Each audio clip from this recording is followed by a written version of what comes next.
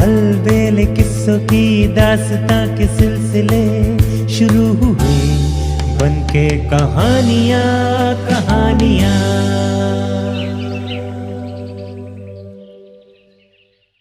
आइए सुनते हैं आज की कहानी लाल रतन। बहुत समय पहले किसी गांव में एक गरीब ब्राह्मण अपनी पत्नी के साथ रहता था। जो कुछ दान या भिक्षा में मिलता उसी से वे अपना गुजारा करते थे। मगर उन्हें एक बात का बड़ा ही दुख था, उनके कोई संतान नहीं थी। ब्राह्मण रोज सुबह भिक्षा मांगने निकल जाता और प्रतिदिन उसे सेर भर से ज्यादा आटा कभी नहीं मिलता। एक दिन ब्राह्मणी से न रहा गया तो उसने अपने पति से कहा, तुम रोज पूरा गांव घूमते हो मगर सेर भर आटा से ज्यादा तुम्हें कभी नहीं मिलता। हमारे भाग्य में औलाद नहीं है। क्या हम इतने बदनसीब हैं कि हमें सेर भर से ज्यादा आटा भी न मिले? तुम्हें इस गांव में इससे ज्यादा नहीं मिलता है तो दूसरे गांव जाकर क्यों नहीं मांगते? क्या मालूम कि पहले से ज्यादा तुम्हें वहां मिल जाए। अगले दिन ब्राह्मण ने अपनी पत्नी की बात मान ली और दूसरे गांव भिक्षा मांगने गया। उसके जाते ही राजा ने पूरे गांव में डोंडी पिटवा दी कि आज वे सभी को दान देंगे, पूरा गांव जरूर आए। ये सुन ब्राह्मणी सोच में पड़ गई और मन ही मन ब्राह्मण के बारे में सोचने लगी कि वे कभी अपना गांव छोड़ दूसरे गांव नहीं गए और आज वे मेरे कहने पर दूसरे गांव गए तो देखो भाग्य का खेल। राजा ने आज ही डोंडी पिटवा दी, मगर वे नहीं जाते तो क्या पता राजा के यहां से हमें दान में कोई कीमती चीज या बहुत सा धन मिल जाता।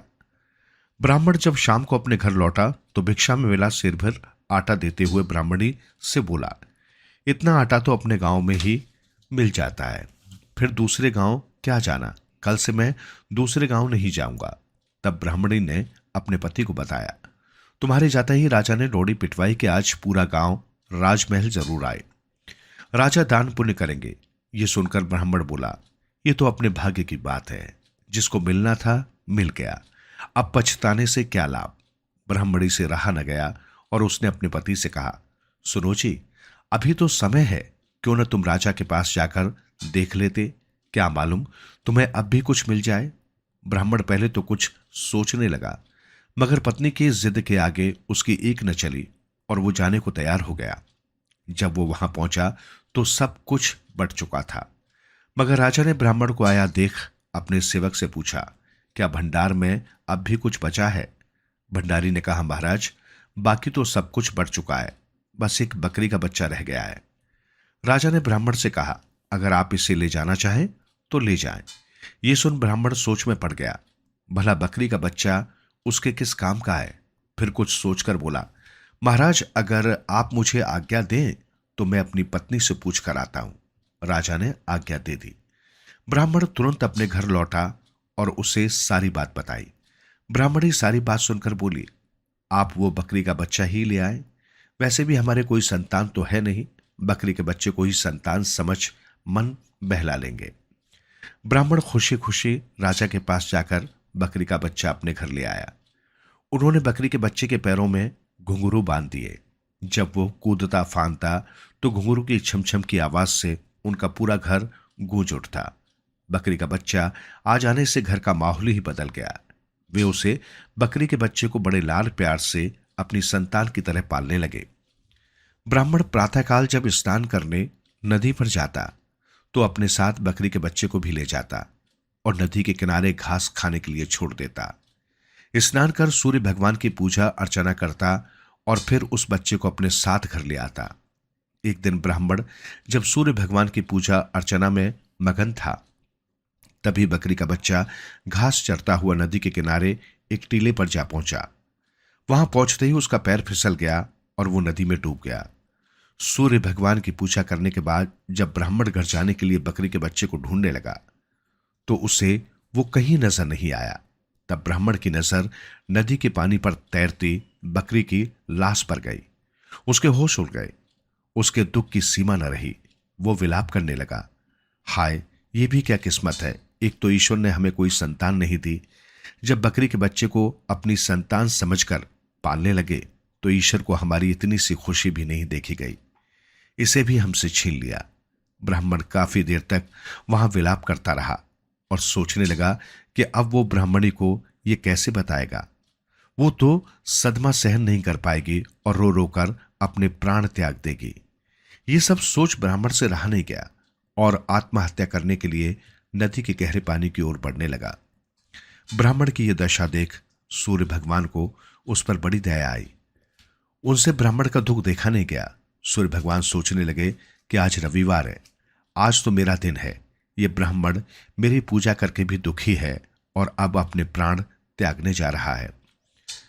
पानी ब्राह्मण के गले तक पहुंच गया। वो डूबने ही वाला था कि सूर्य भगवान प्रकट हुए। हे ब्राह्मण का हाथ पकड़कर पानी से बाहर ले आए और कहा, हे ब्राह्मण देवता, ये आप क्या अनर्थ कर रहे हैं? किस कारण से आप आत्महत्या करने जा रहे हैं? क्या आपको नहीं मालूम कि आत्महत्या पाप है? सूर्य भगवान को देख ब्राह्मण उनके चरणों में गिर पड़ा और रोते हुए अपनी दुख भरी कहानी कह सुनाई। उसका सारा हाल सुन सूर्य भगवान ने उससे कहा, आप दुखी मत हो और आराम से अपने घर जाएं। आज से 9 महीने बाद आपके घर में एक सुंदर कन्या का जन्म होगा। इतना कहकर सूर्य भगवान अंतर्ध्यान हो गए। सूर्य नारायण के दर्शन पाकर ब्राह्मण धन्य हो गया। घर आकर उसने ब्राह्मणी को सारी बातें बताई। ब्राह्मणी को यह सब जानकर बहुत खुशी हुई। ब्राह्मण के घर ठीक 9 महीने के बाद एक कन्या का जन्म हुआ।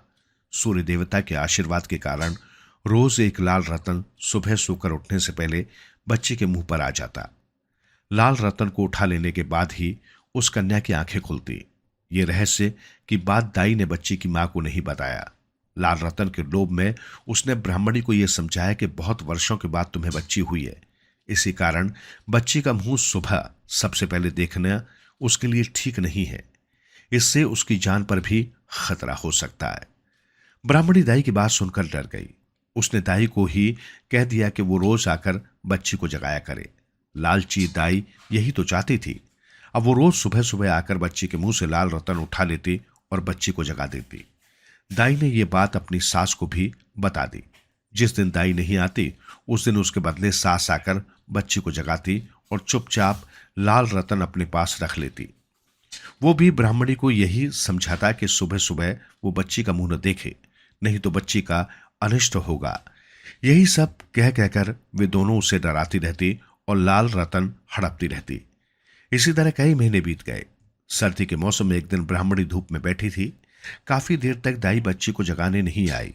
तभी ब्राह्मण की पड़ोसिन अपनी बच्ची को लेकर उसके घर आई और बोली, बहन तुम्हारी बच्ची कहाँ है? उसकी आवाज भी नहीं आ रही है, उसे यहीं धूप में ले आओ। पड़ोसिन की बात सुन ब्राह्मणी बोली, वो अभी सो रही है। ये सुन पड़ोसिन बोली, अरे काफी समय हो गया है, उसे जगा कर ले आओ। ब्राह्मणी बोली, बहन दाई अभी आ जाएगी तो वो बच्ची को जगा देगी। आज दाई को आने में जरा देर हो गई है, बस आती ही होगी। ये सुन पड़ोसन को बड़ा आश्चर्य हुआ। वो बोली, बहन इतना भी आलस क्या करना, जाओ तुम ही बच्ची को जगा लाओ। फिर भी ब्राह्मणी बोली, नहीं बहन, मैं सुबह सुबह अपनी बच्ची का मुंह देखकर उसे किसी विपत्ति में नहीं डाल सकती। भगवान ने इतने वर्षों बाद तो मुझे औलाद का मुंह दिखाया है। दाई ने कहा है कि अगर मैं सुबह सबसे पहले उसका मुंह देख लूंगी तो बच्ची की जान को कुछ भी हो सकता है, इसलिए मैं सबसे पहले उसे नहीं उठाती। ये बात ब्राह्मणी की पड़ोसन को बहुत अजीब सी लगी। उसने तुरंत उससे कहा, बहन पहले तो तुम बच्चे को तरसती थी, आज जब भगवान कृपा से तुम्हें बच्ची हुई तो तुम उसका मुंह नहीं देखना चाहती। भला तुम उसकी कैसी मां हो? भला मां के मुंह देखने से भी कभी किसी बच्चे का बुरा हुआ है? तुम भी कहां दाई की बातों में आ गई। पड़ोसन की बात ब्राह्मणी को ठीक लगी। वो तुरंत अंदर गई और जाकर बच्ची का मुंह देखा। बच्ची के मुंह पर लाल रतन देख ब्राह्मणी हैरान रह गई। वो दाई की चाल समझ गई। उसने बच्ची के मुंह पर से लाल रतन उठा लिया। लाल रतन उठाते ही बच्ची जग गई और रोने लगी। तभी दाई दौड़ती हुई आई। बच्ची को ब्राह्मणी की गोद में देख तो वो समझ गई कि अब उसका भेद खुल गया है। ब्राह्मणी ने दाई को देखकर कहा, कल से तुझे आने की कोई जरूरत नहीं है, तूने मुझे बड़ा बेवकूफ बनाया है। दाई अपना समूह लेकर लौट गई। ब्राह्मणी को इसके बाद से रोज लाल रतन मिलने लगा और उनका पूरा परिवार खुशहाल हो गया। धीरे धीरे समय के साथ लड़की बड़ी होती गई। ब्राह्मण और ब्राह्मणी को उसके विवाह की चिंता सताने लगी। एक दिन ब्राह्मणी ने ब्राह्मण से कहा, हमारी लड़की अब विवाह के योग्य हो गई है, इसके लिए कोई ऐसा वर ढूंढो जिसका इस संसार में कोई न हो, और हो जिसे हम घर जमाई बनाकर रख सकें। फिर तो हमारी बेटी सदा हमारे पास ही रहेगी। ब्राह्मण को पत्नी की बात ठीक लगी। वो ऐसे ही वर की तलाश में निकल पड़ा। चलते चलते काशी पहुंचा। ब्राह्मण वहां गंगा घाट पर स्नान करने गया। वहां एक सुंदर युवक स्नान कर रहा था। ब्राह्मण को वो युवक बहुत पसंद आया। उसने युवक से पूछा, तुम कहाँ रहते हो? तुम्हारे माता पिता कौन हैं और घर में कौन कौन है? ये सुनकर युवक बोला, गंगा मैया का घाट मेरा घर है और यही मेरे लिए माता पिता और परिवार है। ब्राह्मण ये सब सुनकर बड़ा खुश हुआ। जैसा वर वो अपनी बेटी के लिए चाहता था, वैसा वर उसे आज मिल गया। उसने युवक से अपनी बात कही। युवक ने सोचा, चलो अपने आगे पीछे तो कोई है नहीं, इस तरह कब तक अपनी जिंदगी चलेगी। अनाथों की तरह जीने से तो अच्छा है कि विवाह करके अपना घर बसा ले। उसने ब्राह्मण को हाँ कर दिया। ब्राह्मण खुशी खुशी युवक को अपने साथ लेकर घर लौट आया। ब्राह्मणी को भी युवक बहुत पसंद आया। शुभ मुहूर्त निकालकर उसने अपनी बेटी का विवाह उसके साथ कर दिया। विवाह के समय जब फेरे पड़ने वाले थे तो ब्राह्मणी ने अपने होने वाले जमाई से कहा, जमाई बाबू, फेरे से पहले मुझे एक वचन देना होगा। जमाई ने कहा, सासू जी, मैंने आपको वचन दिया, बोलिए आपको क्या चाहिए? ब्राह्मणी बोली, मेरी बेटे को सुबह मेरे अलावा और कोई नहीं जगाएगा। जमाई मुस्कुराकर बोला, सासू माँ, बस इतनी सी बात के लिए फेरे रोककर वचन लेने की क्या जरूरत थी? आप ही जगाना अपनी बेटी को। उसके बाद फेरे पड़ गए और जमाई भी ब्राह्मण के घर पर रहने लगा। ब्राह्मणी को शुरू शुरू में तो जमाई से खूब पटी, किंतु बाद में जमाई उससे खटकने लगा। एक दिन ब्राह्मणी ने ब्राह्मण से कहा, जमाई जी तो कुछ काम धाम करते नहीं, बस हाथ पैर हिलाए बिना खाते हैं। तुम्हें इस उम्र में भी इतनी मेहनत करनी पड़ती है। इन्हें अलग कर दो, तभी इनको अकल आएगी। ब्राह्मण ने पत्नी से कहा, हमारे पास कमी किस चीज की है? अभी इनके खाने खेलने के दिन हैं, धीरे धीरे खुद ही कमाने लगेंगे। लेकिन ब्राह्मणी ने ब्राह्मण की एक न सुनी और जिद पर अड़ गई। बेचारा ब्राह्मण क्या करता, उसने पत्नी की बात मान ली। ब्राह्मण ने अगले दिन अपनी बेटी व जमाई के लिए एक अलग घर की व्यवस्था कर दी, परंतु अलग रहने पर भी वचन के अनुसार ब्राह्मणी रोज अपनी बेटी को जगाने पहुंच जाती। एक दिन जमाई अपने मित्रों के साथ सुबह सुबह स्नान करने नदी किनारे गया। रास्ते में उसके पैर में बहुत जोर से ठोकर लग गई। अचानक उसके मुंह से निकल पड़ा, न जाने आज किस मनहूस का मुंह देखा जो मुझे इतनी जोर की ठोकर लग गई। तभी उसके मित्र बोले, अरे भाई, घर में तो तुम और तुम्हारी पत्नी है, तुमने अपनी पत्नी का मुंह देखा होगा। जमाई ने कहा, नहीं मित्र, मैं सुबह अपनी पत्नी का मुंह नहीं देखता हूं। मेरी सास ने मुझसे वचन लिया है कि सुबह वही सबसे पहले उसका मुंह देखेगी और उसे जगाएगी। उसके मित्रों ने यह सुना तो उन्हें बड़ा आश्चर्य हुआ। तब जमाई ने उन्हें अपनी सारी कहानी कह सुनाई। ये जानकर उनके मित्र उसकी हंसी उड़ाने लगे। ब्राह्मण युवक बेचारा क्या करता, चुपचाप उनकी बातें सुनता रहा। कई दिन इसी तरह बीत गए। आखिर दोस्तों का इस तरह हंसी मजाक करना उसे अच्छा नहीं लगा और अगले ही दिन उसने अपने वचन की परवाह न कर एक दिन पत्नी को जगाने के लिए उसका मुंह उघाड़ दिया। उसे यह देख बड़ा आश्चर्य हुआ कि उसकी पत्नी के होठों पर एक लाल रतन रखा हुआ है। उस लाल रतन को देखकर उसे अपनी सास की चालाकी समझ में आ गई। उसने पत्नी के होठों पर से लाल रतन उठा लिया और एक आले में रख दिया। थोड़ी ही देर बाद ब्राह्मणी दौड़ी दौड़ी आई। उसने जैसे ही बेटी को जगी हुई देखा तो वो समझ गई कि जमाई ने वचन तोड़ दिया है। वो अपने जमाई को वचन तोड़ने के लिए कोसने लगी। तभी जमाई ने आले में रखे हुए लाल रतन की ओर इशारा करते हुए कहा, आप जरा भी फिक्र न करें, वो लाल रतन वहां रखा है, आप ले जाइए। आगे से हर दिन लाल रतन आपके पास पहुंच जाया करेगा। अपना भेद जमाई के आगे खुल जाने से ब्राह्मणी चिढ़ गई। वो अपने घर वापस लौट गई। उसने जल्लादों को बुलवाया और कहा, अगर तुम लोग मेरा एक काम कर दो तो मैं तुम्हें एक एक लाल रतन दूंगी। लाल रतन के लालच में जल्लादों ने हां कर दी। तब उसने उन्हें बताया, मेरा जवाई इतवार को नदी किनारे स्नान करने जाता है। कल ही इतवार है, तुम लोग उसे मारकर उसकी आंखें मुझे लाकर दे देना। जल्लादों ने कहा, ठीक है, कल तुम्हारा काम हो जाएगा। अगले दिन ब्राह्मणी का जमाई नदी किनारे स्नान करने गया। वो नहा धोकर एक चट्टान पर ध्यान लगाए बैठा था कि तभी ब्राह्मणी के भेजे हुए जल्लादों ने मौका देख उसकी हत्या कर दी। बड़ी ही बेरहमी से उसकी आंखें निकालकर वे वहां से चल दिए। उसके बाद उन्होंने वे आंखें ब्राह्मणी को दे दी। आंखें देख वो बड़ा खुश हुई। उसने तुरंत जल्लादों को एक एक लाल रतन दे दिया। जल्लाद लाल रतन पाकर बहुत खुश हुए और चले गए। ब्राह्मणी ने अपनी जवाई की आंखों को बड़ी निर्ममता से अपने पैरों से कुचलकर उन्हें नाली में फेंक दिया। संयोग से उसी समय भगवान शिव और पार्वती का रथ वहां से गुजर रहा था। तभी पार्वती जी की नजर नीचे उस ब्राह्मण युवक की लाश पर पड़ी। उन्होंने तुरंत रथ रुकवा दिया और शिव भगवान से बोली, हे प्रभु, मैं ये नहीं देख सकती कि सूर्य देवता की दी हुई कन्या का सुहाग नष्ट हो। मेरी आपसे प्रार्थना है कि आप उसे जल्दी से जीवन दान दे दें। शिव भगवान ने पार्वती जी को बहुत समझाया, लेकिन वो नहीं मानी। आखिर शिव जी को पार्वती जी की जिद के आगे झुकना पड़ा। उन्होंने हिरण की आंखें लाकर भभूत उस ब्राह्मण युवक पर छिड़क दिया और अमृत की छींटें दी। वो आंखें मलता हुआ उठ बैठा। उठते ही उसके मुंह से निकला, आज तो बड़ी ही प्यारी नींद आई थी, थोड़ी देर और सोने को जी चाहता है। ये सुनते ही पार्वती जी बोली, ऐसी नींद तो तेरे दुश्मनों को भी ना आए। तू चला जा अपने घर, तेरी ब्राह्मणी राह देखती होगी। जमाई घर पहुंचा। उसकी पत्नी बड़ी बेसब्री से उसका इंतजार कर रही थी। उसे देखते ही बोली, आज तुमने आने में बहुत देर कर दी। मैं तुम्हारी कब से राह देख रही थी। आज मुझे अजीब अजीब से ख्याल आ रहे थे। तुम्हें तो मालूम ही है कि मैं रविवार का व्रत करती हूं, और फिर भी तुमने आज इतनी देर कर दी।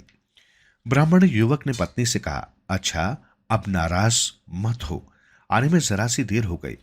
दूध भात खाना है, अभी खा लेता हूं। फिर दोनों ने दूध भात खाकर व्रत तोड़ा। इसके बाद वे चौपट बिछाकर खेलने लगे। तभी उसकी मां की भेजी हुई दासी पहुंची। उसने दोनों को खेलते देखा तो लड़की से उसका हालचाल पूछा। लड़की को यह बात बड़ी अजीब सी लगी। उसने सोचा कि मां ने तो आज तक कभी हालचाल नहीं पूछवाया, फिर अचानक ऐसा क्या हुआ कि मां ने इस तरह दासी को भेजकर मेरा हालचाल पूछवाया। मां तो रोज ही आती है। उसकी समझ में कुछ नहीं आया। फिर भी दासी से वो बोली, जाओ मां से कह देना कि सब कुशल मंगल है। ये सुन दासी लौट गई। ब्राह्मणी को दासी ने बताया कि वहां दोनों मजे में है। ब्राह्मणी ने जब ये सुना तो उसे बड़ा आश्चर्य हुआ। उसने मन ही मन सोचा, मुझसे कब तक बचेगा। अगले इतवार को फिर उसने जल्लादों को बुलवाया और उनसे कहा, देखो, पहले जैसी गलती दोबारा मत करना। इस बार तुम लोग मेरे जमाई का सिर लाकर मुझे दोगे तो मैं तुम्हें दो लाल रतन दूंगी। ये सुन जल्लाद चकराए। मन ही मन सोचा, उसे तो मार दिया गया था, फिर वो जीवित कैसे हो गया। उनकी समझ में तो कुछ नहीं आया, किंतु दो लाल रतन के लालच में उन्होंने फिर हां कर दी। वे इतवार को फिर नदी किनारे पहुंचे। ब्राह्मण युवक नदी में स्नान करने के बाद पहले की भांति ध्यान मगन था। जल्लादों ने चुपके से उसकी गर्दन पर तलवार चला दी। तलवार से कटते ही उसका सिर एक ओर जा गिरा। उन्होंने तुरंत सिर को उठा लिया और ब्राह्मणी को जाकर दे दिया। जमाई का सिर देख वो बहुत खुश हुई। उसने वचन के अनुसार जल्लादों को दो लाल रतन दे दिए। भाग्य के खेल बड़े ही निराले होते हैं। उस दिन फिर शिवजी और पार्वती जी का रथ उधर से गुजर रहा था। पार्वती जी ने नीचे ब्राह्मण युवक की लाश देखी तो उन्होंने शिवजी से दोबारा उसे जिंदा करने को कहा। उनके आगे भला शिवजी की क्या चलती। वो बोले, जिंदा तो मैं कर देता हूं, मगर इसका सिर तो कहीं भी है नहीं। आप क्या करें। पार्वती जी को एक तरकीब सूझी। उन्होंने शिवजी से कहा, आप मेरे साथ आइए और जैसा मैं कहती हूं वैसा ही कीजिए। पार्वती जी ने तुरंत बिल्ली का रूप धारण कर लिया और शिव भगवान को साधु का रूप धारण करने को कहा। शिवजी ने भी तुरंत भेष बदल लिया। तब पार्वती जी ने उन्हें सारी योजना समझा दी। फिर वे दोनों वहां से चल पड़े। शिवजी साधु के रूप में ब्राह्मणी के दरवाजे पर जा पहुंचे और जोर से बोले, अलख निरंजन। आंगन में ब्राह्मणी गेहूं बीन रही थी। मुट्ठी भर गेहूं लेकर वो साधु को देने गई। साधु महाराज ने उससे कहा, माई, इस गेहूं का हम क्या करेंगे। अगर तुम्हें देना ही है तो हमें आटा दो। जैसे ही ब्राह्मणी आटा लेने अंदर गई तभी बिल्ली के भेष में पार्वती पीछे पीछे चली गई और डलिया के नीचे से ब्राह्मण युवक का सिर अपने मुंह में दबाकर भाग निकली। ब्राह्मणी की निगाह जैसे ही बिल्ली पर गई वो उसके पीछे छी छी करती दौड़ी, मगर तब तक बिल्ली वो सिर लेकर दूर निकल गई थी। अब ब्राह्मणी क्या करती। लोकलाज के डर से उसने उसका पीछा नहीं किया। अब ब्राह्मण युवक का सिर आ जाने पर शिवजी ने उसे जिंदा कर दिया। वो आंख मलते उठा और बोला, वाह, आज तो बड़ी अच्छी नींद आई। पार्वती जी ने कहा, तेरे दुश्मन को भी ऐसी नींद नहीं आए, अब तू घर जा। जब ब्राह्मण युवक घर देर से लौटा तो उसकी पत्नी प्रतीक्षा कर रही थी।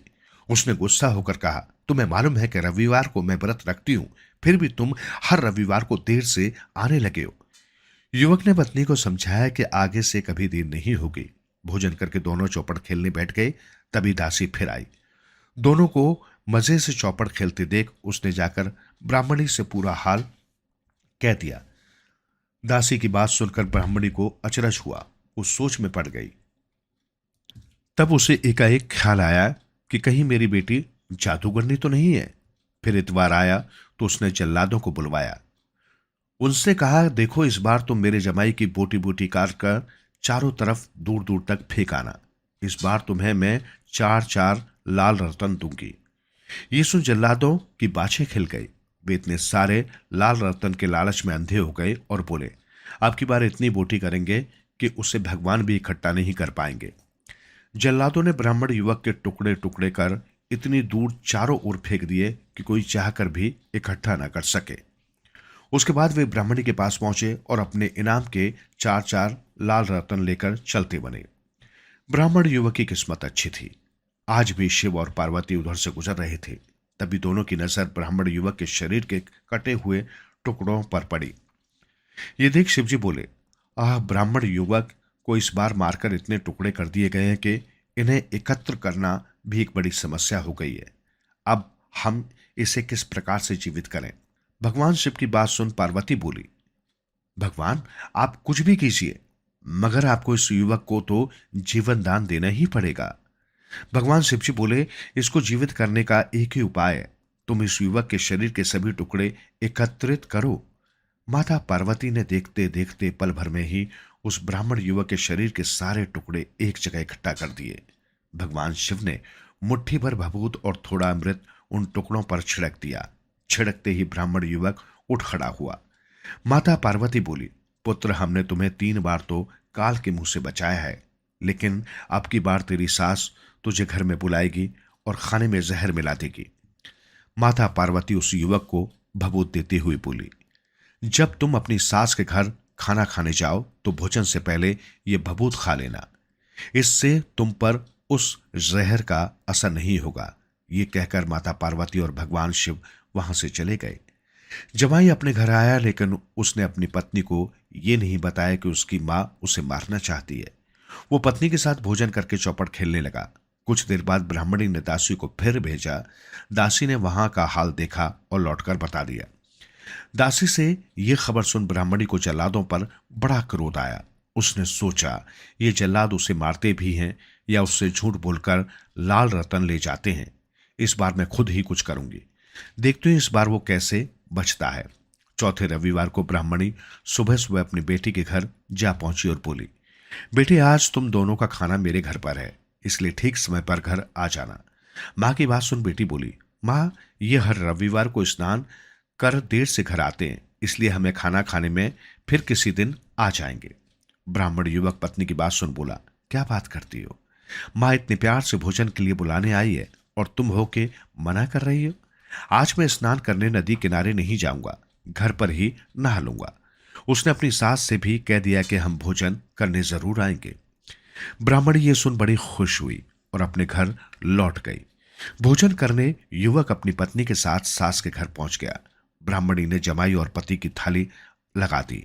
जमाई की थाली में उसने जहर मिला दिया और पति की थाली में गुड़ डाल दिया।